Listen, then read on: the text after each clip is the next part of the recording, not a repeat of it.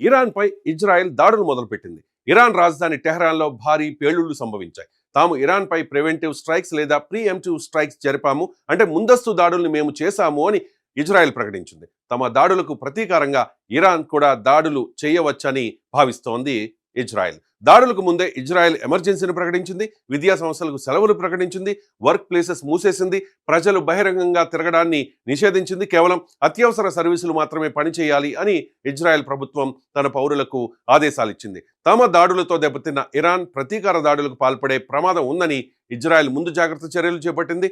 ఎందుకంటే ఇరాన్ ఇప్పటికే చాలాసార్లు ప్రకటించింది తమపై దాడి చేస్తే ఊరుకునే ప్రసక్తే లేదని. ఇజ్రాయెల్ చేసిన దాడులు టెహ్రాన్ నగరంలోని Ayatollah Khamenei Iranian religion supreme leader కార్యాలయాలకు సమీపంలో, ఆయనతో సంబంధం ఉన్న కార్యాలయాలకు సమీపంలో జరగడం మరింత ప్రాధాన్యతను సంతరించుకుంది. ఎందుకంటే అయతుల్లా ఖమేనీ టార్గెట్గా దాడులు చేస్తామని ఇజ్రాయెల్ ఇప్పటికే ప్రకటించింది. ఇరాన్ అధ్యక్షుడు ఖమేనీతో పాటు ఆయన కుమారుణ్ణి ఖతం చేయడం కూడా ఒక ఆప్షన్గా పెట్టుకున్నట్లు అమెరికా అధ్యక్షుడు ట్రంప్ ప్రకటించారు. ఇంట్రెస్టింగ్ డైమెన్షన్ ఏంటంటే, అమెరికాకు ఇరాన్కు మధ్య ఒకవైపు చర్చలు జరుగుతూ ఉంటే ఇజ్రాయెల్ దాడి చేసింది. సరిగ్గా కొద్ది నెలల క్రితం జరిగిన దాడులు కూడా అమెరికా ఇరాన్ల మధ్య చర్చలు జరుగుతున్న సమయంలోనే ఇజ్రాయెల్ దాడి చేసింది. ఇది అమెరికా ఇరాన్ల మధ్య ఒప్పందం కుదరకుండా చేసేందుక, లేక ఇజ్రాయెల్ అమెరికా కలిసి ఆడుతోన్న నాటకమా తెలియదు.